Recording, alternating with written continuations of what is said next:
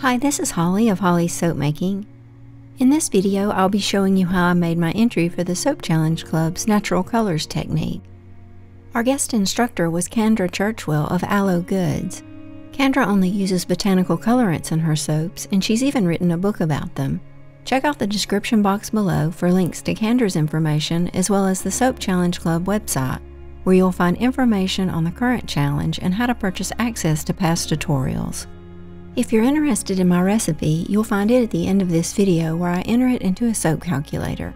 And just a quick reminder that soap making involves the use of sodium hydroxide or lye, which can burn your skin and damage your eyes, so be sure to learn and follow lye-safe handling procedures during the entire soap making process.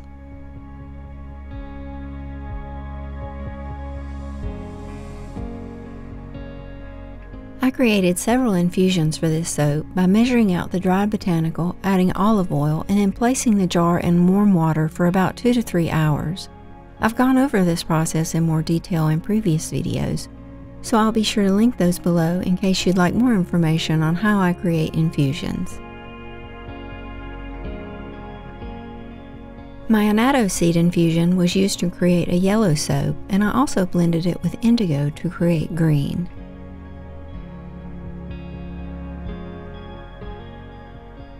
For my indigo infused oil, I simply mix 1/2 teaspoon indigo powder and 3 tablespoons of olive oil. I let the jar sit overnight so the powder would settle on the bottom. This indigo is really strong and colors the oil nicely without using heat.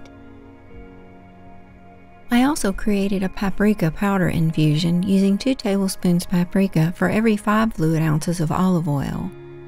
Paprika creates a pretty orange in soap after it goes through gel phase. My last infusion was Himalayan rhubarb. I created a lighter infusion by adding 1 teaspoon rhubarb powder for every 100 grams olive oil, and a stronger infusion with 1 tablespoon for every 100 grams oil. The lighter infusion was mixed with indigo to attempt a dark purple soap, while the stronger infusion created the reddish soap layer.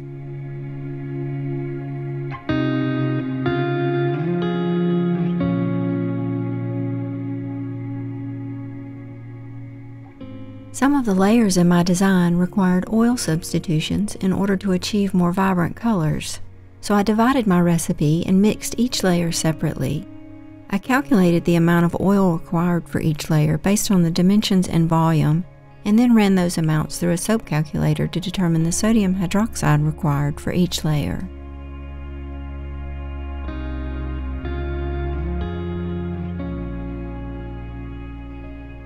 I made the yellow embed 2 days in advance using a Pringles can for the mold. I like to line these cans with freezer paper just so I can reuse them later.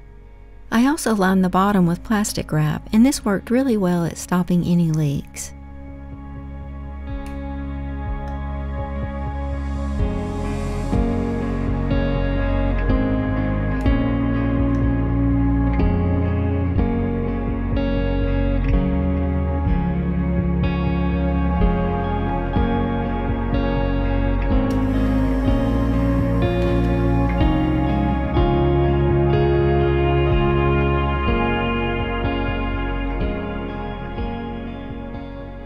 To create a light yellow color, I added 1½ teaspoons of the annatto oil per cup of soap.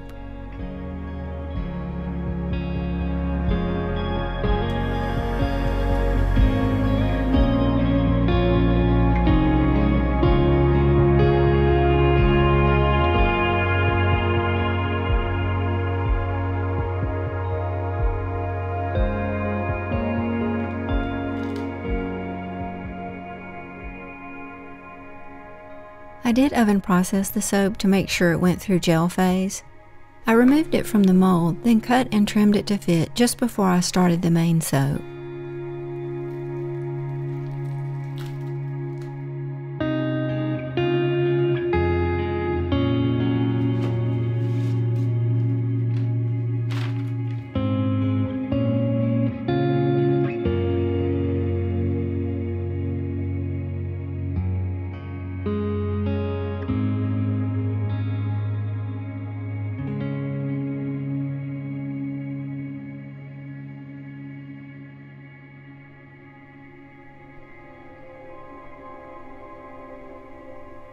My first layer was an attempt at purple by replacing 20% of the oils with the lighter rhubarb infused olive oil and then adding a little indigo.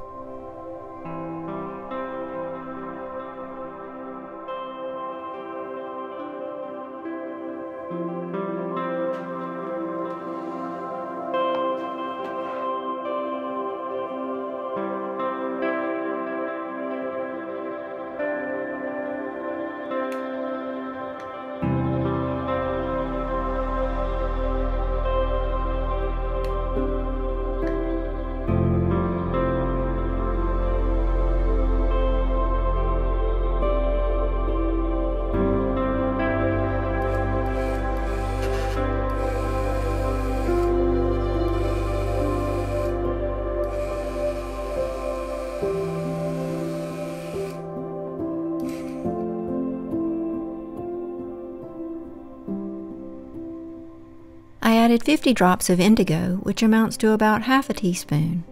I tested all of these ratios first by creating some samples. If you're interested in seeing those, I'll show them later in the video and also talk about my issues recreating a consistent purple. This recipe took a while to reach trace and probably took longer since I was using a mini blender. I did blend each layer to a light trace before pouring it into the mold. For the layers where the soaping temperature dropped below about 90 degrees Fahrenheit, I did encounter a grainy false trace, but I just kept blending and stirring until the soap looked smooth. If you need more information on recognizing false trace, check out the safety section below this video.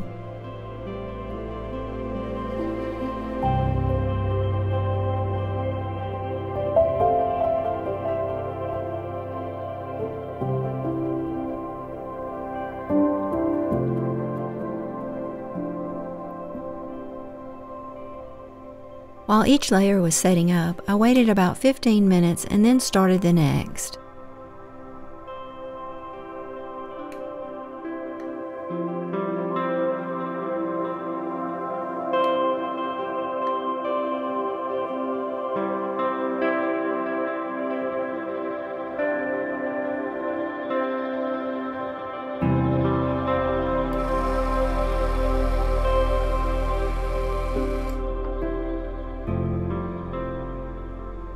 I added 20 drops of the indigo infusion per cup of soap to create a light blue.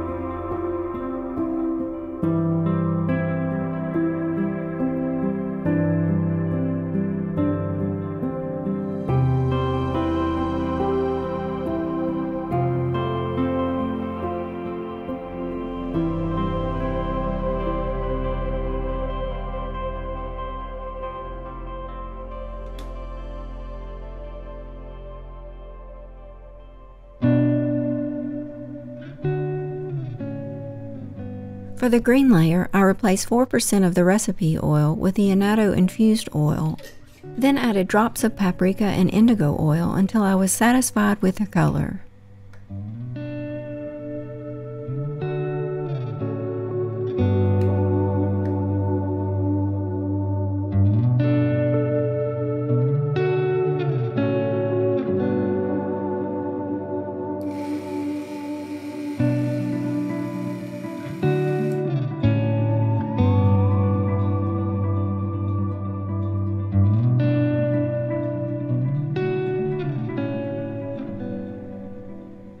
When you're adding the indigo oil, just keep in mind that it will be a more gray color until it goes through gel phase, so the color of the soap will change to a prettier green after saponification.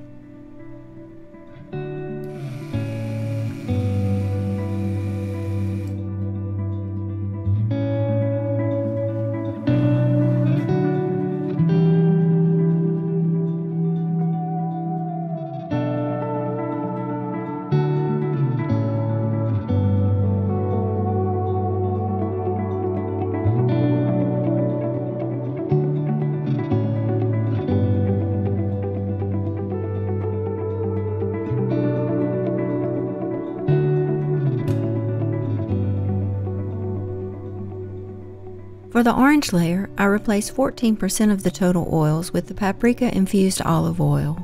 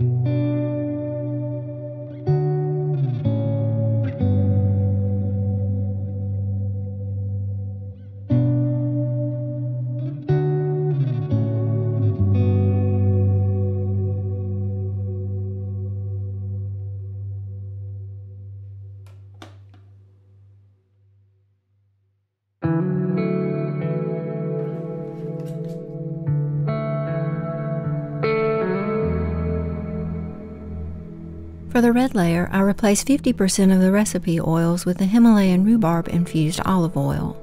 Since olive oil made up 50% of my recipe, I replaced all of it with the rhubarb.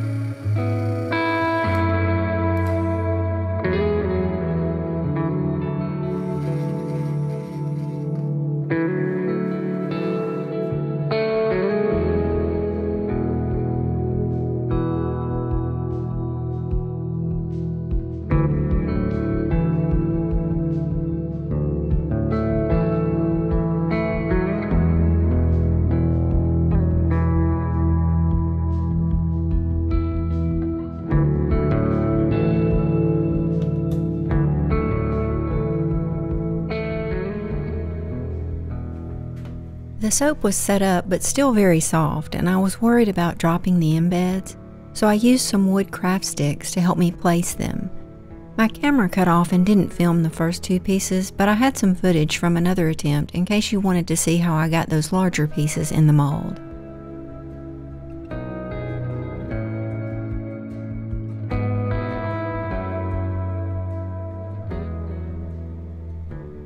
Since this was my third attempt at this soap, I was using leftover Embed pieces and had several breaks, so I used some masking tape to mark those spots to help remind me where not to cut.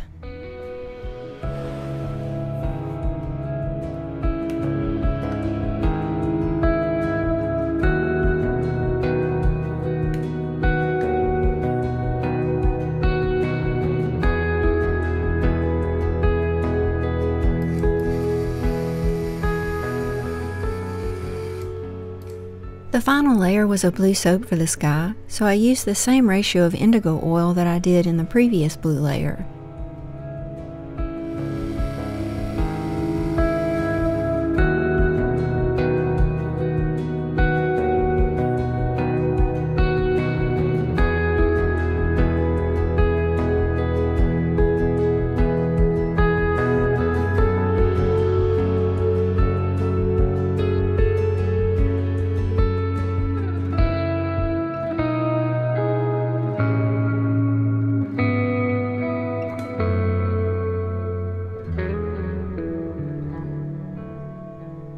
If you look closely at the side of the mold here, you can see that the blue and purple layers are already gelling.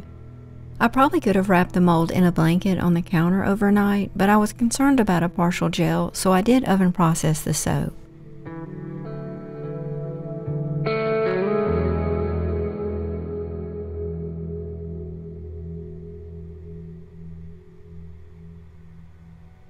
I removed the soap from the oven the next morning and was able to unmold and cut it an hour or so later. I waited a couple of days to take the photos because the colors changed a bit. The lighter colors evened out and became more vibrant, and the bottom layer started to look more of a dark purplish color instead of navy as the red from the rhubarb became more intense.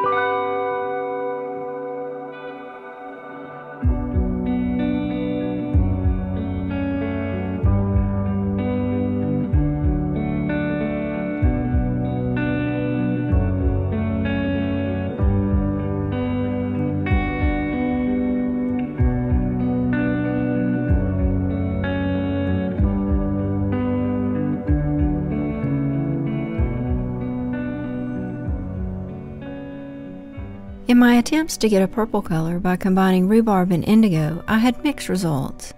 When I made small batches, I got these really pretty colors, and they were made with the same ratio I used in my entry soap, with just a few more drops of indigo for the darker purple you see. These small batches did go through gel phase, but not a prolonged gel like the soap in the mold. As the rhubarb turned redder, the soap did become more purple over 4 or 5 days and looked more like the samples. But if I do this again, I would probably use less indigo and maybe do the soap upside down with a purple on top, or I might just switch to alkanet infused oil for the purple since I've had more luck with it.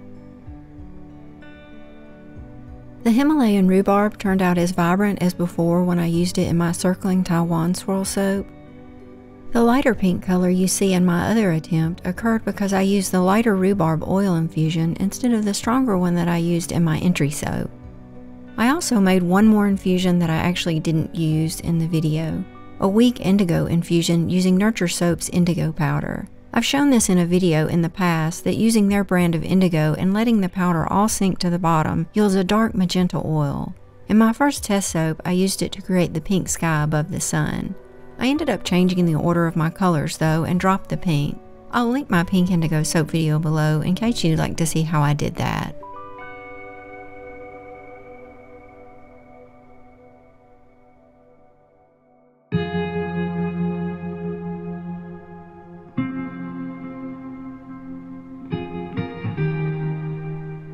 Since this was a cold process soap, I left the top of lye set to sodium hydroxide, or NaOH. I mentioned in the video that I divided the recipe up into parts for each layer. So here I'll show you the recipe using the weight for the round Embed soap, which was 700 grams. I probably could have dropped that down to 650 grams, because I did have a little soap left over that made 2 small guest soaps. The lye concentration was 35%, which means my lye solution consisted of 35% sodium hydroxide and 65% distilled water. I left the superfat at 5%, and my fragrance usage rate was 25 grams per kilogram. This recipe created a very light colored soap that didn't interfere with the botanical colors, but it does contain lard, so I'll list a lard-free recipe I really like following this one.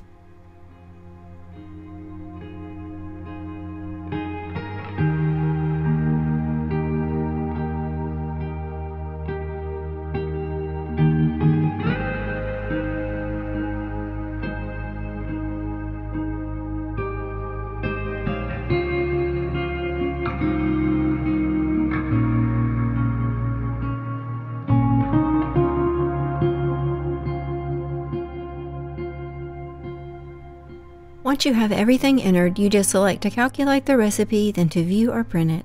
SOAPCALC will give you a really nice listing of all of your ingredients, including the amount of sodium hydroxide required to saponify your oils. Thank you so much for watching, and I hope you found something useful here to help you in your soap making.